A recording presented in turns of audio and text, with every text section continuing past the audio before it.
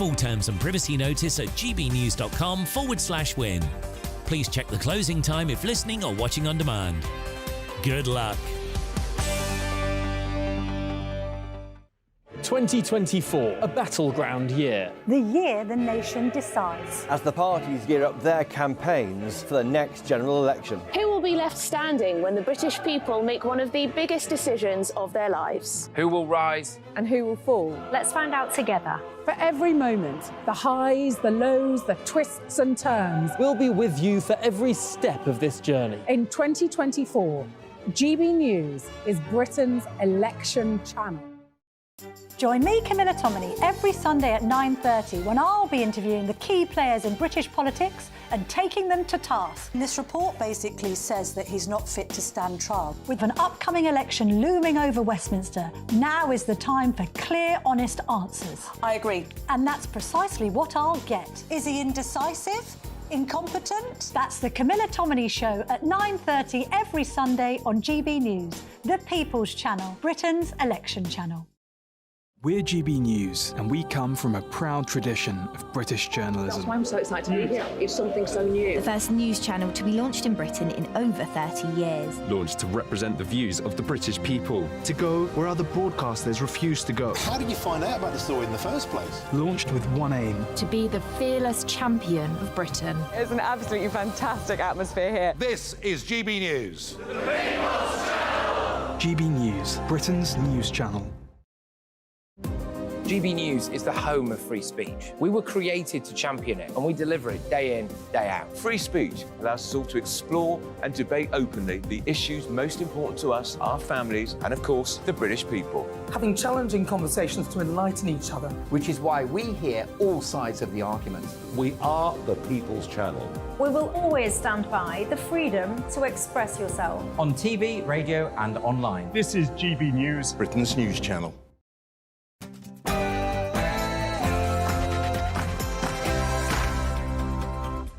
Hello, good evening. It's me, Jacob Rees-Mogg, on State of the Nation tonight. For the first time since the Conservatives' dismal performance at the local elections last week, I will be giving my unadulterated views on our lack of vision. Is it time we stood for something? And that means Conservative values. The Communist People's Republic of China is the prime suspect behind a data breach at the Ministry of Defence, with thousands of personal details at risk. But surely this shows it's time to recognise we have entered Cold War II. Amidst the burgeoning sectarianism in British politics, the Muslim Vote Group has issued a list of 18 demands to Keir Starmer. Is Britain descending into theocratic politics? Plus, we are long overdue for the commercial success that is Sit Down with Sitwell. William Sitwell emerges from the haze of the rail strikes and the incompetence of the overly subsidised rail bosses. State of the Nation starts now.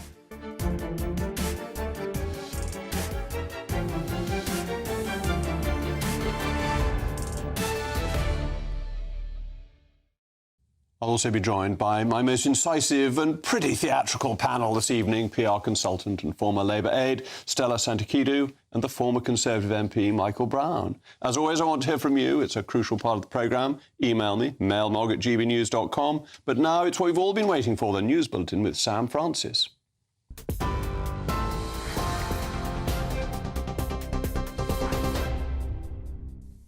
Jacob, thank you very much, and good evening to you. It's just after 8 o'clock, leading the news this evening. The Defence Secretary says state involvement in a cyber attack on the Ministry of Defence can't be ruled out, but he refused to confirm if China was the culprit. Beijing strongly denied it was behind the hack, calling the accusations completely fabricated. Up to 272,000 British personnel may have had their details compromised. Speaking in the House of Commons, Grant Shapps said it shows that the world is, he says, becoming a more dangerous place. For reasons of national security, we can't release further details of the suspected cyber activity behind this incident. However, I can confirm to the House that we do have indications that this was the suspected work of a malign actor, and we cannot rule out state involvement.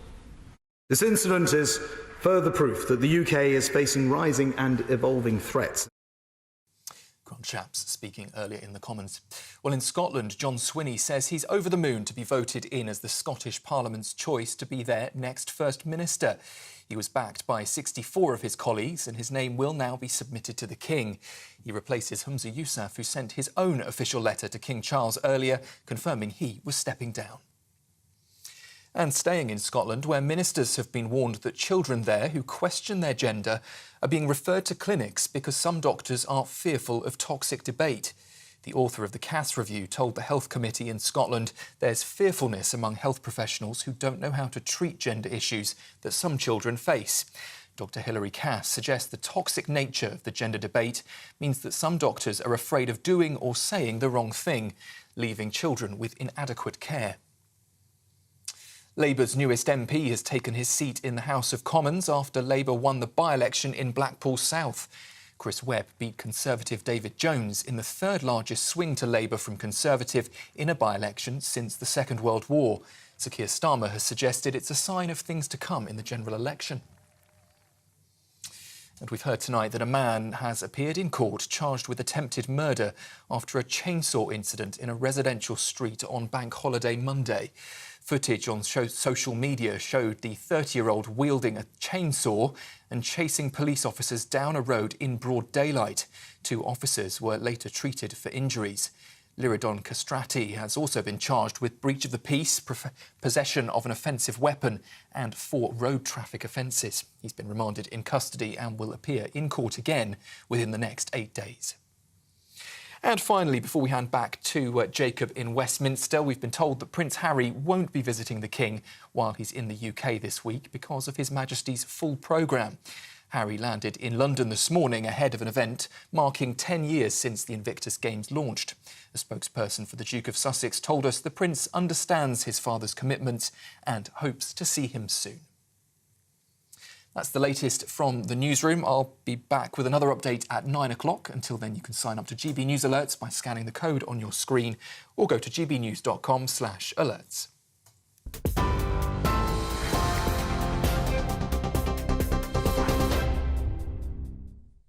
Well, welcome back to State of the Nation. This is not the time for Panglossian spin. Last week's election results were a thumping defeat for the Tories and a warning of what is likely to follow at a general election. Although Labour under Keir Starmer is not as popular as New Labour under Blair, the electorate is wary of a Conservative Party that has no vision. All they seem to offer is an arguably competent management of the status quo, which the Labour Party seeks to mimic. Yet the status quo is not good enough. Public services are not of a satisfactory standard at the moment. HMRC cannot be bothered to answer the telephone and sets response targets that it doesn't meet. Minor motoring infringements lead to driving bans. Unnecessary checks on safe food from the EU will push up prices and stop some goods coming in. The government seems set on managing for the concerns of the manager, not for the voters. This needs to change. The little inconveniences of life must be removed and officialdom must work for the citizen, not the other way round. Legal migration needs to be reduced further as it harms the standard of living of the poorest the most. It can be brought down by ministerial action and does not need primary legislation. Illegal migration must be dealt with more promptly and flights to Rwanda need to become a reality. The war on the motorist must stop. 20 mph speed limits removed as even the Welsh government has realised they are useless and annoying. And the power of councils to fine for trivial infringements must go. These little routes just make people's lives a little bit more difficult. Green policies that make us cold and poor need to be suspended. Surcharges on electricity ought to fall on the state, not on the consumer or business, making us less competitive. And the ambition for net zero should be delayed until there's affordable technology or other countries begin to catch up. The ban on petrol and diesel cars must go, not just be delayed for a few years. We need to build more homes that are beautiful and not ones that have tiny upstairs windows for fictional health and safety purposes. Those entering the workforce today must have the hope of owning their own homes within the next few years rather than waiting for inheritance. We must stop the war on our own supporters, our own Conservative supporters, by ending the attacks on those who let out property, whether as holiday lets or as shortholds. We must stop attacking second home owners, most of whom are probably Conservative. We must deal with the terrible marginal rates that led to a constituent. A constituent wrote to me last week saying he is turning down a job earning £120,000 a year because he's just as well off on £80,000 and has less stress. These vicious marginal rates are damaging to economic activity and harsh on the individuals who are affected by them.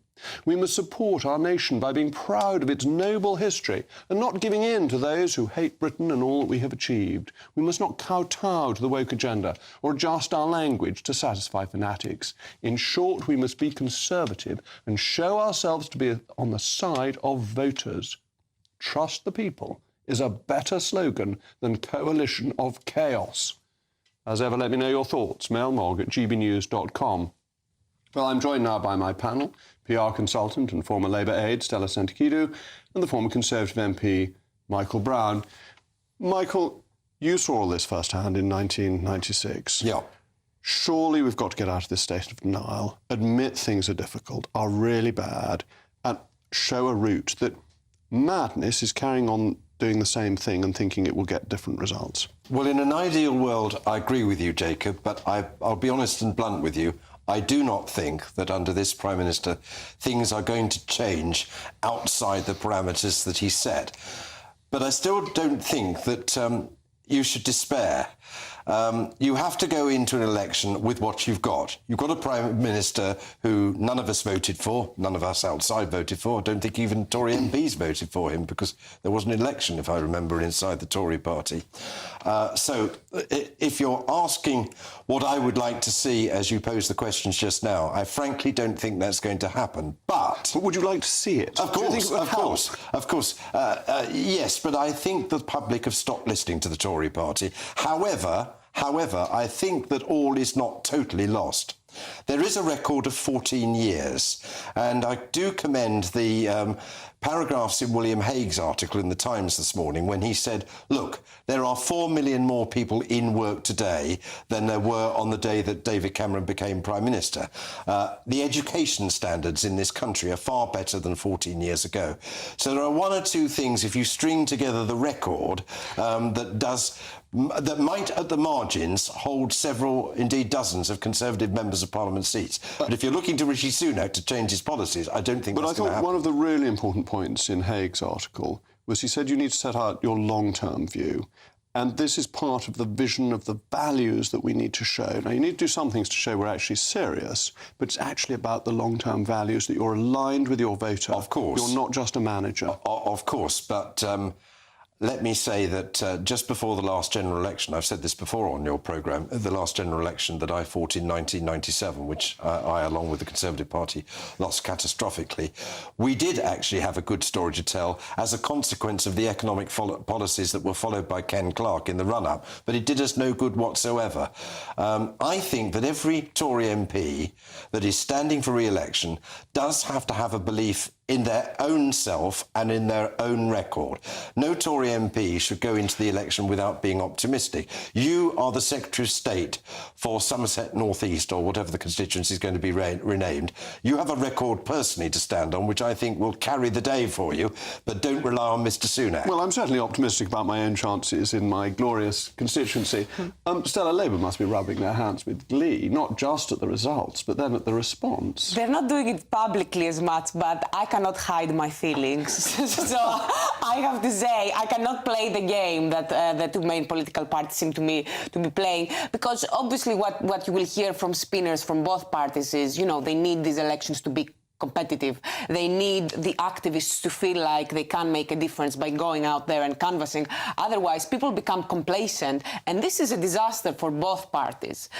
I think the results very, very clearly show Labour is going to have a massive landslide. That's what the results show. The polls, whatever we were expecting, the polls, they have become true. So these are good news overall, yes. And I do agree with Michael to an extent. I do think that a lot of MPs will be looking to stand on their personal record. You saw that happening with the mayoral candidates. However, Michael, I think if Andy Street shows us something, it is that it is not going to save everyone. And I think that's a very important point, because if you look at Ben Houchen and Andy Street, and both of them well-known as individuals, the bulk of their vote is still the Tory vote. Their personality adds a few points, but on the Tory base, it doesn't create the whole of their base. They didn't manage to beat the national polls, yes. They didn't manage the national swing. They didn't manage to beat the national swing. I still think that it shows. I still think that personality politics, when it comes to the mayoral seats, plays a role, but overall, yes. Just picking up, Jacob, on Stella's point, the mayoral election in the West Midlands, though, is the kind of case I am making for the just 1,500 votes out of 500,000 cast for the two candidates. Yeah, now, there is a case the Tories could have won that. Now, he pulled out all the stops as best he could. A little tiny bit more organisation, a little tiny bit more work. Central office worked very hard. Sure, but it is cringe-making to lose an election by that tight a margin. I know all about tight margins. I had a 486 majority in my first election. It shows you campaigning on the ground works. Field organising is important. But if Labour has this big majority, does it know what to do with it? And I don't mean the slogan, there's no plan. I mean, it seems to want to set its stall out as we will do what the Tories have been doing, we'll just do it a bit more competently. I think this is exactly why Rachel Reeves and Keir Starmer, why they're being so extremely cautious, because with great power comes great responsibility. And Rachel gave a statement, a very important statement this week, as we're expecting the inflation rates to come out later this week. And she said what Labour will be doing is stability, growth, investment. These are the three main things. And a lot of commentators have pointed out that unlike previous years, you know, New Labour, for example, they had the minimum wage, they had some big policies that commentators could analyse, whereas Labour has been extremely cautious. And I think the reason exactly why they're doing it is because the majority looks like it's going to be so great. It's actually quite scary. And this is one of the things that in other countries, there's a swing to the right. And the swing to the right here seems to have happened to the Labour Party to pretend to be Tories. We're not getting that populist right-wing following that they're getting in other countries. Yeah, I quite agree with that. But I've just come back from a wonderful holiday, so the glass is half full for me, notwithstanding watching the election results from Barbados. But nevertheless, there's still things that the Tory party can champion. The national living wage is a triumph for the Conservative Party. They should be, you know, it's been increased... £11.44. Yeah, exactly. Yep. So that is a good news story. It's been increased far more than the Labour government who invented it could ever dream of. So there are some good small things. I don't think it's probably going to stop Starmer from walking into number 10. Well, thank you very much, my panel. Coming up, the Ministry of Defence has faced a cyber attack which has put 270,000 personnel at risk. But who was behind it? Plus, the commercial success that is the Sit Down with Sitwell returns. But William is cycling his way here amidst the chaos of rail strikes. Will he make it in time? Good afternoon, Britain.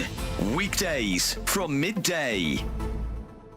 Now, a woman who 25 years ago, at the age of just 14, tortured and killed her 71-year-old grandmother was last month released from prison on licence. But this isn't the first time she's been let out. Sarah Davey has been bailed and re-incarcerated no less than 7 times. Well, to debate this, we're joined by former Detective Chief Inspector Colin Sutton, famed for catching the notorious killer of Millie Dowler, Levi Belfield, and GBNews' own Patrick Christie's. I think we have to qualify that where the killer is a child, and we have to accept that to consign somebody to be in prison for 60, 70 or 80 years is probably something that we ought to think twice about.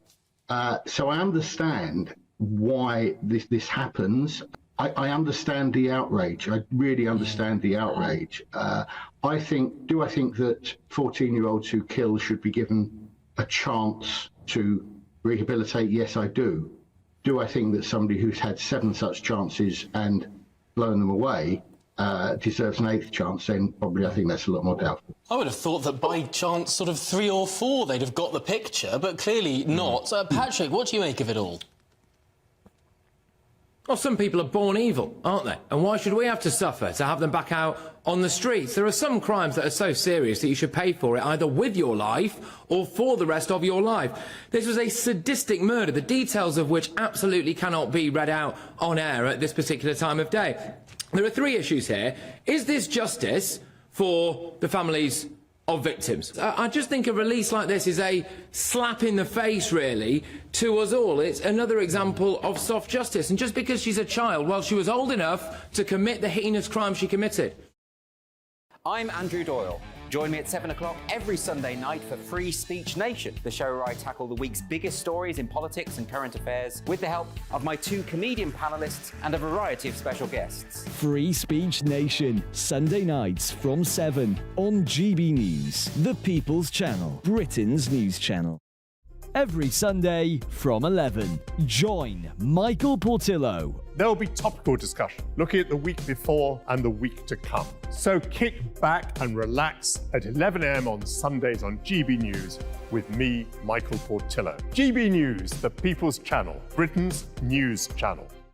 Weekdays on GB News. Wake up to breakfast every day from 6 a.m. Followed by Britain's newsroom at 9:30. At noon, it's Good Afternoon Britain. Followed by Martin Daubney from 3 p.m. Only on GB News, the People's Channel, Britain's news channel.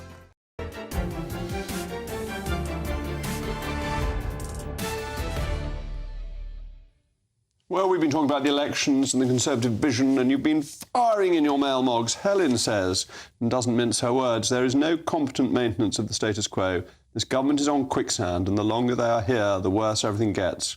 And I voted for them. And Peter, if the fraud of HMRC can't be bothered, why should we even bother? That's a very good question. I think if you didn't pay your tax, HMRC might just whir into action. The names, bank details and some addresses of around 270,000 service personnel have been exposed in a data breach at the Ministry of Defence. It's been revealed. Although the government will not name who it suspects to be behind the cyber attack, it was reported last night that China is at the forefront of people's minds. Secretary of State for Defence, Grant Shapps, said this to the House of Commons earlier today. This was the work, as I say, of a malign actor who compromised a contractor-run network entirely separate from the MOD core system. However, as I've said, we cannot at this stage rule out state involvement from elsewhere. The Chinese government itself has described the suggestion as fabricated and malicious slander. Probably went on to say of the running dogs of capitalism. That's their usual phraseology. While an investigation has been launched into the hack, what does this say about our country's power to defend itself against hostile states? Well, joining me now is the chairman and CEO of the Cyber Security Association, Chris Windley. Chris, thank you very much for joining me. What can we do to stop this sort of thing happening? And do you think it's got the hallmark of a Chinese attack? Well, answering the second question first, if you like, yes, I do. Right? You know, I mean, obviously, this sort of thing could be China, it could be Russia, if you like. One of our enemies, inverted commas, right?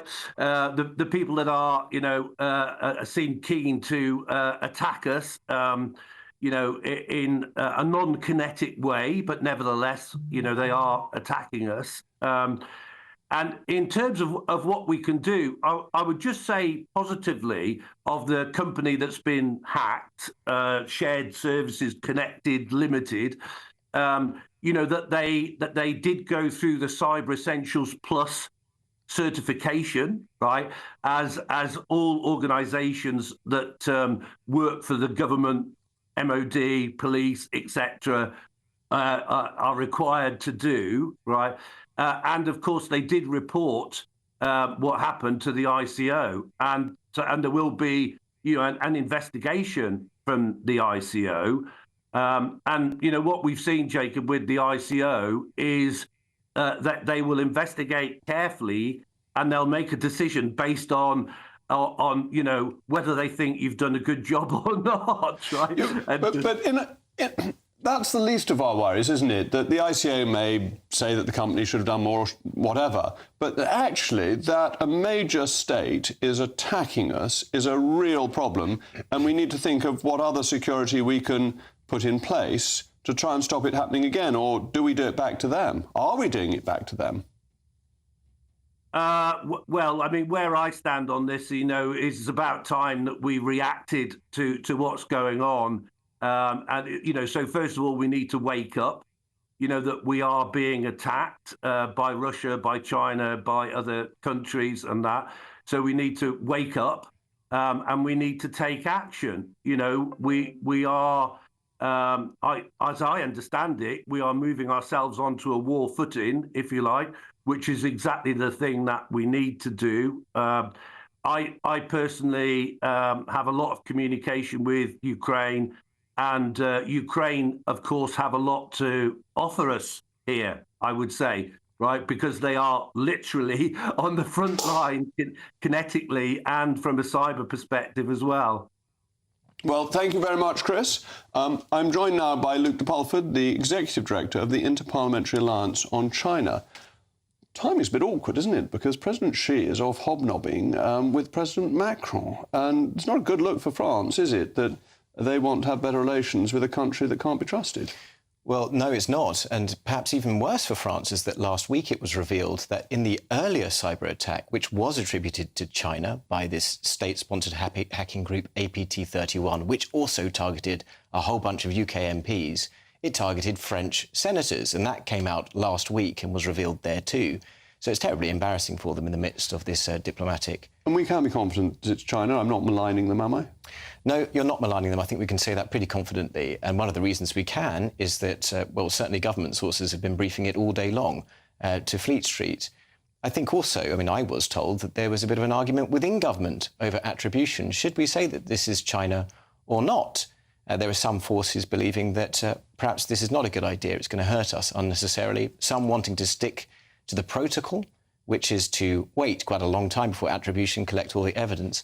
And some saying that for a hack of this severity, 272,000 people, Ministry of Defence, it requires very urgent and swift action. And this comes to the heart of our relationship with China, that the Foreign Office very much of the kowtow approach, and it always has been.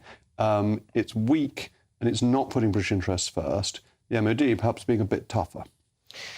Yeah, I mean, this attack comes in a long line of recent attacks. Some of them are extremely serious. It isn't just the Electoral Commission hack or the attempted hack on MPs. The FBI released news of the Volt Typhoon hack, which was extremely serious. This was where Chinese state-sponsored hackers had attempted to embed malware in the critical infrastructure of China, and it had sat there for up to 5 years with the ability to temporarily disable it. This is extremely serious stuff. And this must have an effect on our relationship with China, that if the stories are true about their electric cars, that they could switch them off, and the mobile telephones that are manufactured by them that they could spy on, we need to reconsider all of our supply chains. Yes, I think that's true. There are a couple of things that really need to happen. We finally have to have the gumption to call China a threat, dealing with Beijing as it really is. Certainly, our intelligence and security services are screaming that from the rooftops. Sadly, it seems that government is unwilling to take that step. But in addition to that, we have a fairly useful piece of legislation, the National Security Act, and that contains within it the Foreign Influence Registration Scheme. Ludicrously, we're still having a debate over whether or not China should be in the enhanced tier of that scheme. I think that today's news has to finally put that debate to bed. Absolutely. And do we retaliate? Is there anything we can do, or does that just make things worse? Do we have the capacity to interfere with Chinese state secrets in this way? Well, I was speaking to somebody earlier who described our capacity to deal with these sorts of threats as fighting a house fire with a water pistol, and we simply don't have enough. Again, the FBI director, Chris Wray, said not long ago that China's capabilities outstripped everybody else in the world combined when it came to cyber espionage. So they're in a different league. That includes the US, obviously. Well, yes, but it's important to distinguish between espionage and interference, because China's doing both. And one of the things that's very clear from our own security services is that the reason that China's a threat is not the kind of snooping that nations do upon each other. It's because they want to change the way that our institutions run. Through the United Front Work Department, the interference of China is, in the words of the Intelligence and Security Committee report on China last year, is our biggest threat by far and has penetrated every area of the UK economy. And how do they change how institutions work by the cyber threat? What concrete changes does this make?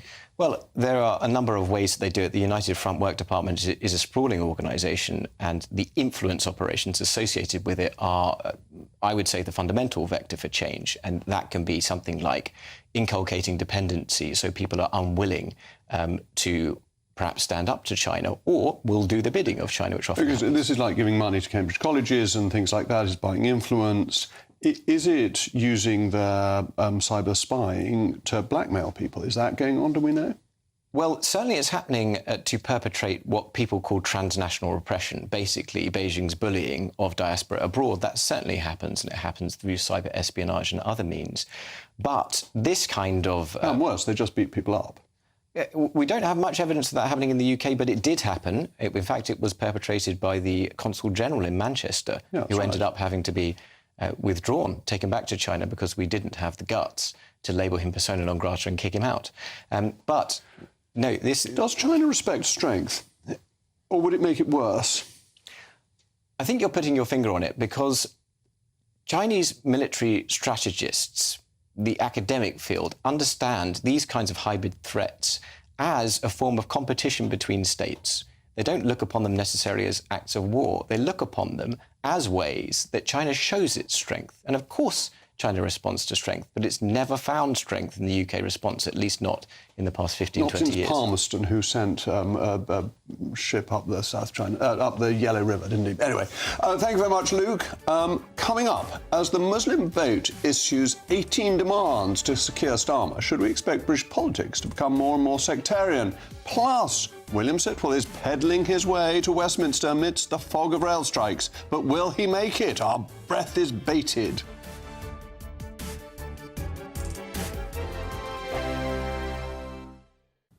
Good evening, here's your latest GB News weather update brought to you by the Met Office.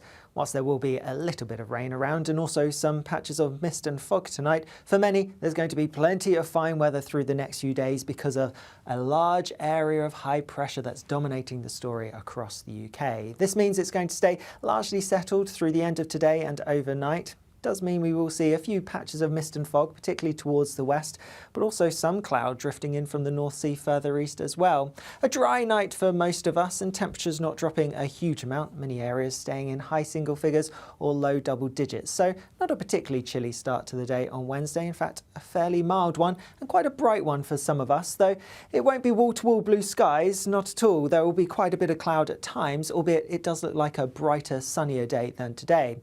The greatest chance of seeing any rain will be towards the far northwest, here across parts of northwest Scotland, perhaps northwest Northern Ireland. Some outbreaks of rain are quite possible. Temperatures may be similar or a touch higher than today, but with a bit more sunshine around, it should feel a little bit warmer. The high pressure sticks with us as we go through the end of the week, and so we're going to see more fine weather for much of the UK, although towards the far north-northwest here there may be a little bit more rain at times, and elsewhere the odd shower can't be ruled out. But we should also see a good deal of sunshine, particularly as we head towards the weekend. Largely sunny skies on Saturday, and by then temperatures likely to rise to the low to mid-20s. GB News is the home of free speech. We were created to champion it, and we deliver it day in, day out. Free speech allows us all to explore and debate openly the issues most important to us, our families, and of course, the British people. Having challenging conversations to enlighten each other. Which is why we hear all sides of the argument. We are the People's Channel. We will always stand by the freedom to express yourself. On TV, radio and online. This is GB News, Britain's news channel. Are the newspapers getting you down? My wife didn't divorce me that month. Struggling to separate the wheat from the chaff? I know that it's a bit of a circus at the best of times. Well, don't worry, Headliners has got you covered. We'll take the burden of reading the day's news, and if we get depressed, who cares? It's an occupational hazard, frankly. That's Headliners on GB News from 11 p.m. till midnight, and the following morning, 5 till 6 a.m. on GB News, the comedy channel. Nah, just kidding. Britain's news channel. I'm Christopher Hope. And I'm Gloria Di Piero, bringing you PMQ's Live here on GB News. Whenever Parliament is in session on a Wednesday at midday, we'll bring you live coverage of Prime Minister's questions. We'll be asking our viewers and listeners to submit the questions that they would like to put to the Prime Minister, and we'll put that to our panel of top politicians in our Westminster studio. That's PMQ's Live here on GB News, Britain's election channel.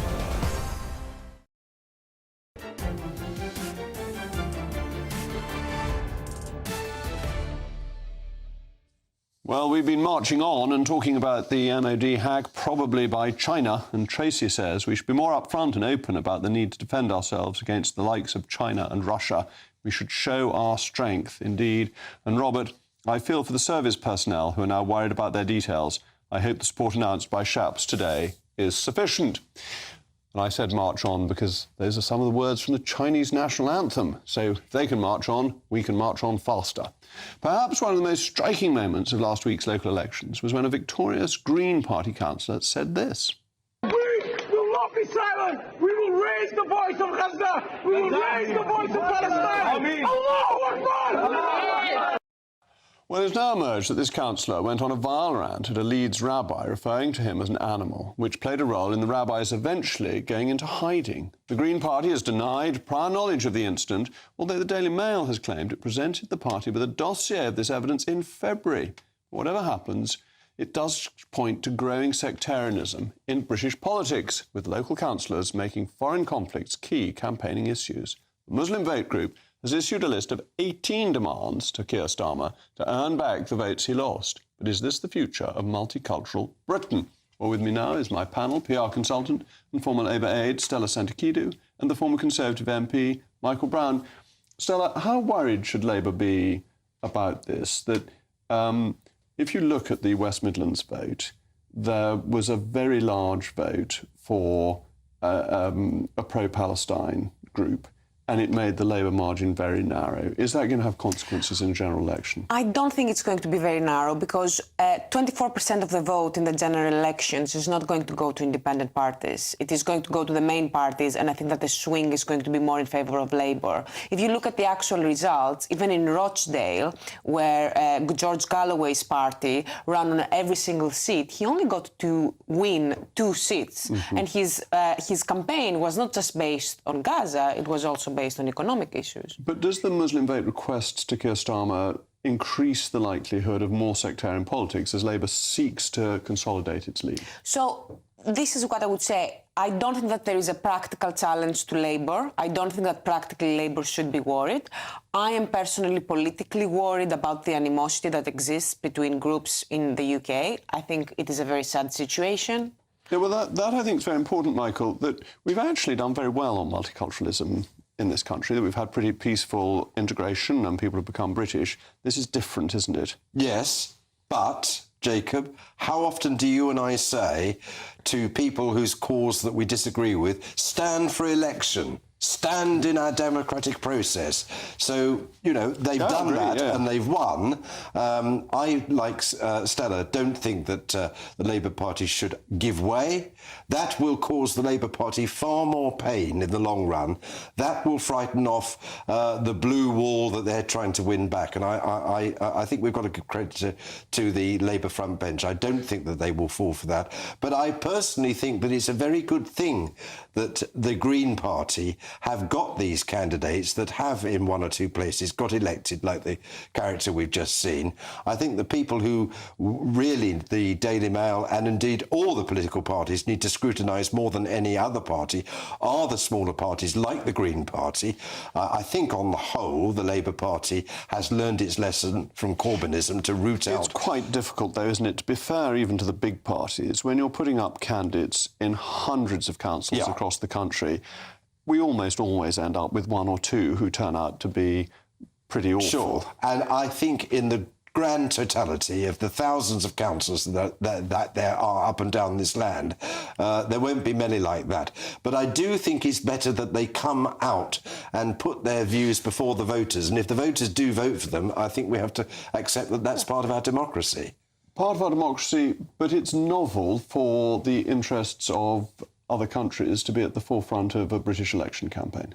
I disagree with that, Jacob. I don't think that it's weird at all that politicians, even if they're just running in local elections, that they are talking about such an incredibly important international issue. I mean, Andrew Mitchell, the UK Foreign Office Minister, said today, or on Monday, he said that Israel is in danger of violating international law with the assault that they are planning on Rafah. And everyone is extremely worried because there are hundreds of thousands of refugees. But there are lots of terrible things things going on in the world. We were talking about China and the way it treats the Uyghurs and the 300,000 people who were killed in Syria.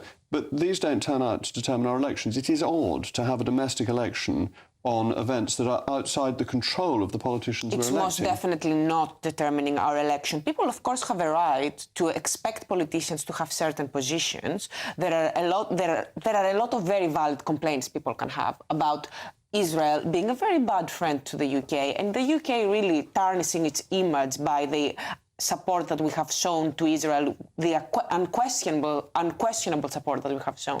All right. Well, speaking of the pro-Palestine movement, following a number of riots on US college campuses in the past few weeks, the protests have spilled over across the Atlantic and into the United Kingdom. As you can see from the pictures on your screen, students at Cambridge University set up tents on the lawn of King's College, a college founded by Henry VI, who also founded Eton, you probably know, with protesters claiming the university is complicit in genocide. The question is, will we see the same degree of unrest that we saw over in the United States? Well, my panel is still with me. Michael, why do we have to copy the Americans, even when it comes to sort of unshaven youths protesting? Jacob, 'twas ever thus. I'm 73 years of age. I went up to York University in 1969 for 3 years until 1972. A year after the Grosvenor Square riots, my university was in the thick of it. Anti-apartheid South Africa, Danny Cohn-Bendit, I've forgotten his last name. I don't know. Your viewers will know. Before my time. And another fellow called Tariq Ali. The whole of the university world, in not only Oxford and Cambridge, but York and everywhere else, was on fire with student protests. And in how the should end, we deal with it? Because I think we've got a clip of the Germans being quite enthusiastic in their... I'll tell you how we dealt with it, and it's to the credit of the Conservative government of Margaret Thatcher and John Major. In those days, we were paid a student maintenance grant. In those days, I had all my fees paid for me and would have done even if I went to the school that you went to. Mine paid for me too, but why... But now we introduced student fees. And if the students are idiotic enough to protest, this protest will pass. We've had them down in the 60s and 70s. Let's have a look at what the Germans were doing. Shame on you! Shame on you! Shame on you! Shame on you! Shame on you! Shame on you!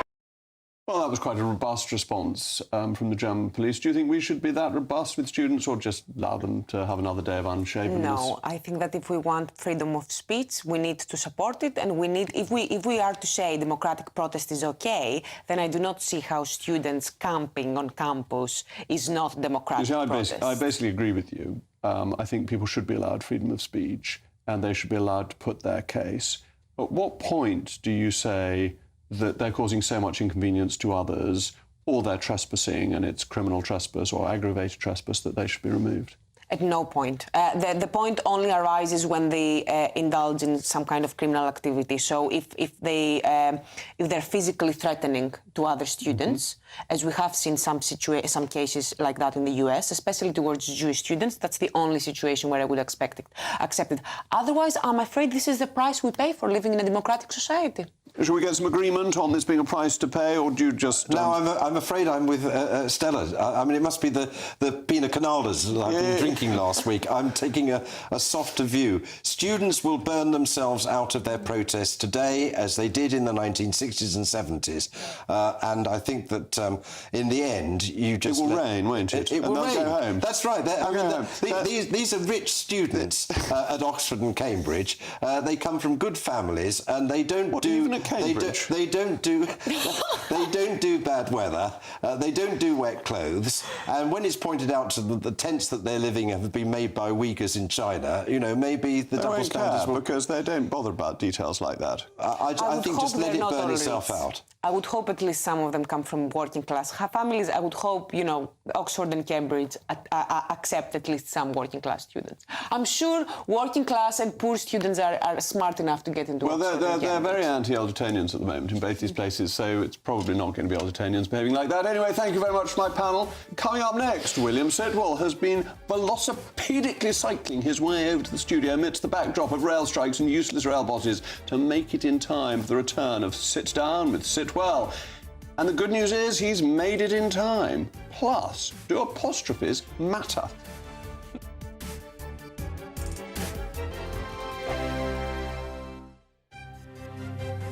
GB News Breakfast, every day from 6 a.m. The Princess of Wales is now officially the most popular royal. This is a YouGov poll that found that over 75% of people have a positive view of Princess Catherine, with Prince William only slightly behind his wife at 73%. Cameron Walker, our royal correspondent, is here with this one. Well, what would you read into that, and as to why? Well, I think it's hardly surprising. Since the start of the year, the Princess of Wales's popularity is up 6 points with the British public, according to this YouGov poll. And obviously, at the start of the year, she went into hospital for abdominal surgery and has subsequently been diagnosed with cancer and is undergoing surgery. Look, the Princess of Wales, since becoming a member of the royal family, has committed no major faux pas. There's been no particular scandal with her. She always puts family first. And I hate the phrase born a commoner, but she wasn't born into aristocracy.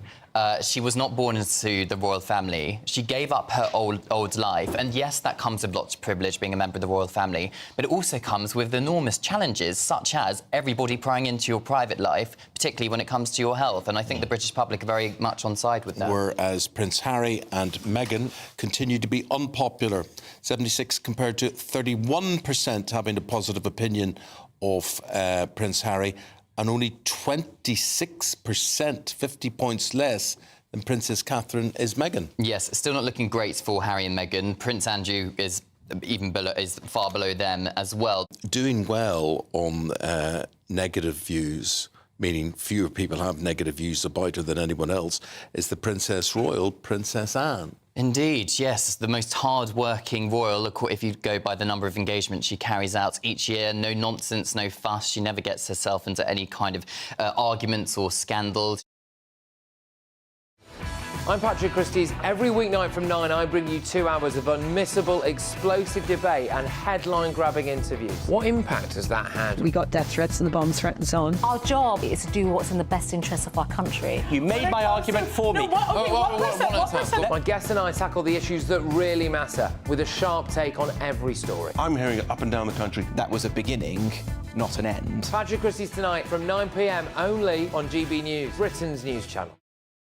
Join me, Camilla Tominey, every Sunday at 9:30 when I'll be interviewing the key players in British politics and taking them to task. This report basically says that he's not fit to stand trial. With an upcoming election looming over Westminster, now is the time for clear, honest answers. I agree. And that's precisely what I'll get. Is he indecisive? Incompetent? That's the Camilla Tominey Show at 9:30 every Sunday on GB News, the People's Channel, Britain's election channel.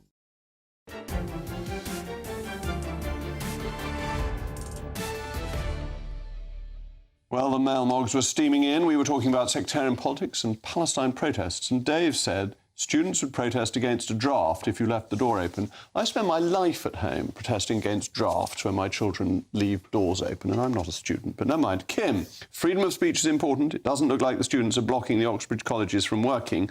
Let them carry on. You might have thought the students would want to be working with finals coming up and all that. And Gary says, stop all student fees for demonstrating students. Gary is tougher than most of us. Well, bells rang, engines blew off steam, porters shouted, baggage trucks rattled over the platform. The train began to give up its contents, now in ones and twos, now in a steady stream. That was P.G. Woodhouse's idyllic description of the hustle and bustle of Charing Cross Station in 1920. But a little more than 100 years on, it seems that our attitude towards the great British commute has perhaps become too idyllic and peaceful, with many abandoning the city and instead retreating to a quiet life in the countryside. The consistent tardiness of train services, coupled with the surging cost of tickets and frequent strikes, has led to the widespread withdrawal from the enjoyable and necessary hubbub of public life, something that has been eroding since the COVID lockdowns. So how do we get the country moving again? Well, I'm joined now for a special edition of Sit Down with Sitwell by Telegraph writer William Sitwell. William, you were writing about this today, and I was particularly struck by the poor guard who had to apologise to you for the train not only being late, but then they signalled a goods train in front of it, so it just got later and later, and you get a nice refund, but that doesn't quite work. And anyone who's tried GWR delay repay will realise that actually it's a conspiracy to stop you getting your money back because it doesn't work so often. But I wrote this piece in The Telegraph basically to say that, you know, we're on a kind of, there's a sort of lockdown by stealth at the moment. There are so many factors conspiring to kind of keep people at home. Particularly if you live in a rural area, you know, where bus services are scarce, and when they are working, they're not amenable to the kind of general rigours of hospitality. You know, you get to the local town and then the bus either isn't going to get you home or there isn't another one. But also, I have to say, and I mean, I only just made it this evening onto your show because my GWR train was late, and you know, one feels for the guards, who are probably going on strike tomorrow, because they have this sort of constant apology. And we were stuck in front of a stopping train. Last week it was a freight train. The driver was delayed getting to Taunton, so, you know, the train had to wait while getting to Plymouth or whatever he started, or Penzance, so the train was late leaving. And also, I mean, there are some trains, I mean, I always thought that Virgin, now Avanti, that rolling stock, at least the lights were kind of dimmed. I mean, these days, if you have a decent lunch in London, you get on a train at 4 o'clock, it's like you're being interrogated by Nazis, the light's so bright. So it's not conducive. The travel has become a nightmare. It's not pleasant. And you can't rely on getting to a meeting. Just an old romantic. You watch too many of the Agatha Christie's film with Murder on the Orient Express, and there they go, and it's an elegant train and a dining car, or From Russia with Love, with those wonderful trains with fantastic food being served. It wasn't like that in the 1970s or 80s. Well, murder sounds like a luxury compared to the hell I have to go through week after week. We always look back, you know, through rose-tinted spectacles with nostalgia. But it's, you know, the price. I mean, let's just take the route that I know, Taunton to London, £130 almost minimum, you know. That's if you sort of don't go at the commuting time. I travel around the country as a restaurant critic, and I frequently go from the likes of Taunton up to Manchester or Birmingham, Newcastle, Edinburgh, working, and I love working on trains, and I write, so it's conducive. I don't have anyone screaming at me, kids running around. You know, I quite like the idea of movement. Your children don't scream, they're very well behaved. Of course, other children. Other people's children, yes, visitors. But the Wi-Fi is terrible. There's 3G, which thank God has been switched off because it's a con, because 3G is no G.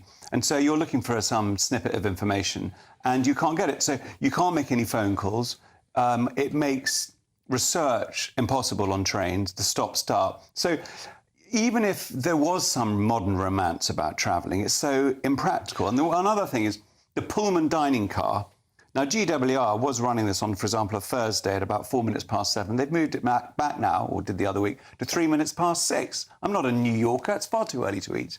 Yeah, indeed, yes. A gentleman doesn't eat quite that early. But you were making a broader point about lockdown having sort of permeated into people's way of life and that they're keener to stay at home and that is affecting the economy, that people don't want to go out so much. Yeah, it's very important that we support hospitality. It's an absolute bedrock of our culture. And lots of great hospitality venues are doing what they can in spite of their shrinking margins to attract people and to go out. But when you think that at home, you know, if you're in a city, you can get Deliveroo or Uber Eats or one of those delivery services, food cooked in dark kitchens, as they're called.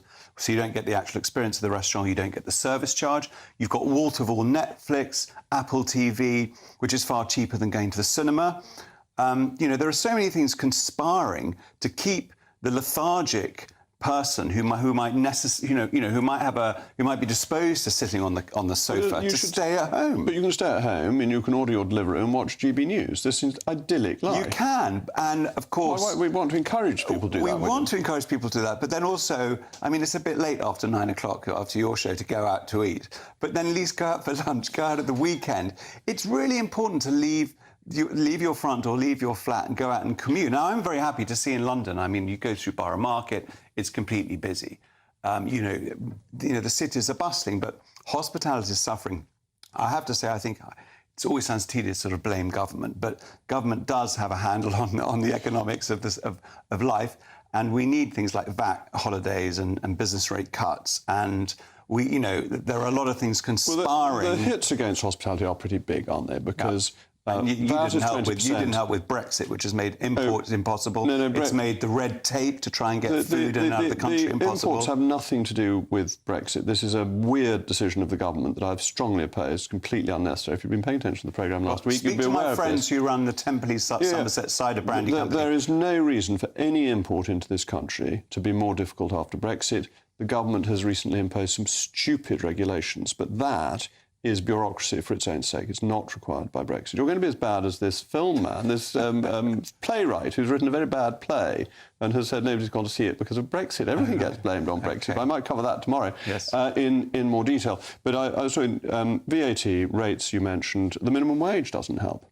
That's made it more expensive to employ people. Now, I have to say, post-Brexit, what's happened to a lot of the sort of Italians who would come over here and work, for example? You now have to pay them a minimum if you're a skilled worker, of £38,700. When you add in the trunk, which is the compulsory tipping, that's into the 40,000. So that's making employing people very, very difficult, particularly from overseas. Employing people is, of course, because we want to employ domestic people. Yes, and the minimum wage is helping people domestically get a better standard of living. We should surely be in favour of that. Well, I am generally in favour of it if we had a British culture where people really want to work as chefs and work as waiters, but we're not there yet. I've never believed that people won't work in this country. They will work as long as they're paid reasonably. That's why you want to have that higher level for overseas labour. I think with training, yes. We all work. I've got to stop. I'm sorry. I got the last word with William. Unprecedented. We work hard if we're paid properly. And finally, a despicable crime against the English language has been committed in Yorkshire. North Yorkshire Council has decided to eliminate, perhaps even exterminate, the use of apostrophes in street signs to avoid issues with its clearly rather stupid computer systems. St Mary's Walk in Harrogate has apparently fallen victim to this change, although one postman told the Telegraph newspaper that an anonymous punctuation enthusiast has already corrected the sign and reinstalled the apostrophe to its proper place. The Apostrophe Protection Society, really ought to be the Royal Apostrophe Protection Society, has also leapt the punctuation mark's defence, emphasising the importance of using the humble apostrophe correctly.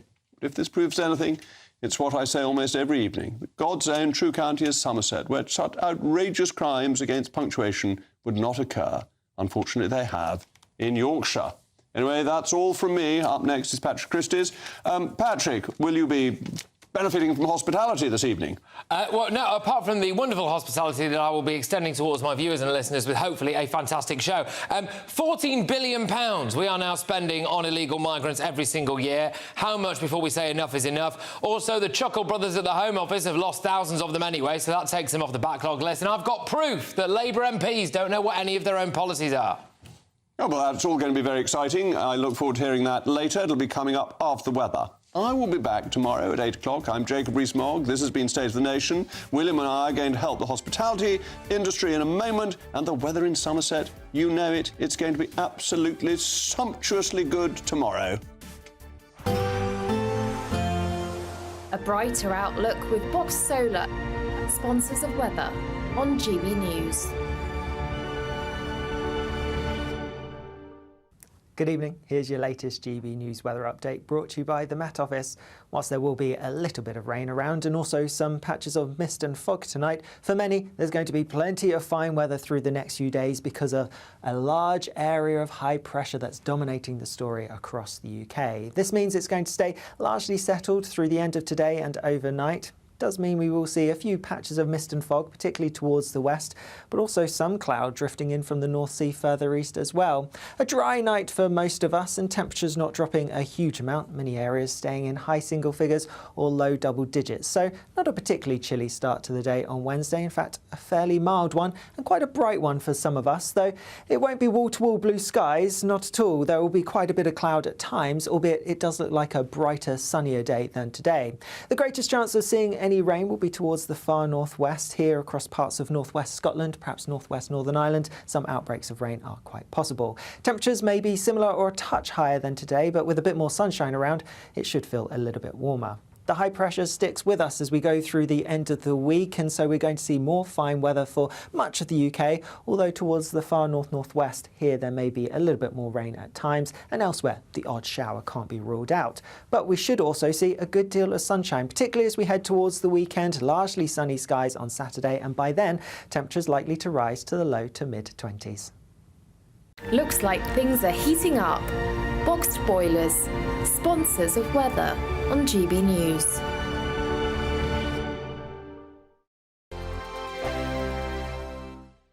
The next Great British Giveaway winner could be you, with a massive £20,000 in tax-free cash to be won. Imagine how you'd react getting that winning call from us. Hi, my name's Phil Cox, and I won the Great British Giveaway. I'd say, why not?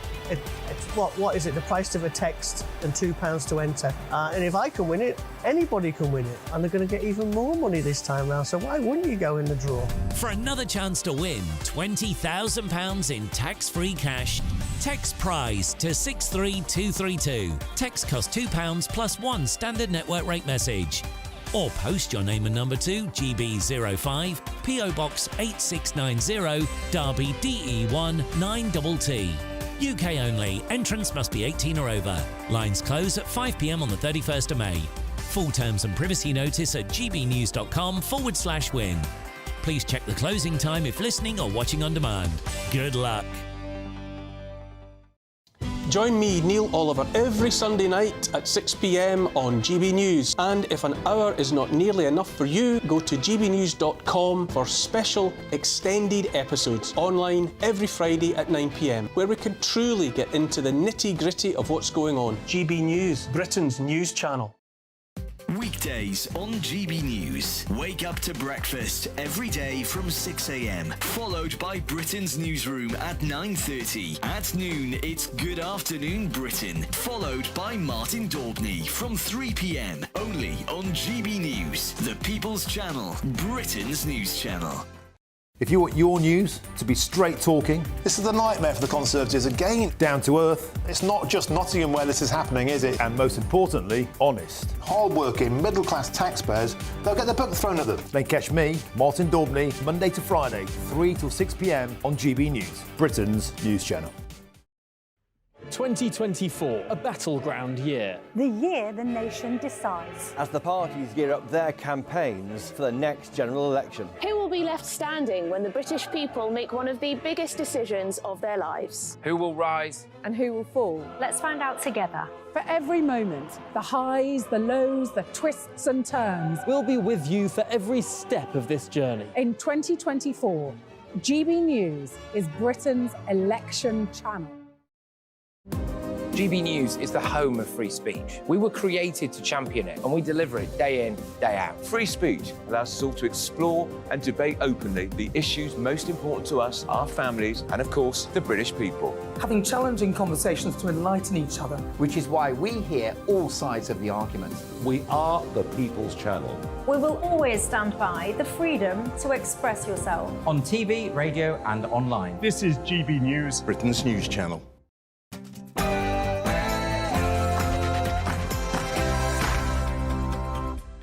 It's 9 p.m. I'm Patrick Christie's. Tonight, terrifying scenes in Oldham.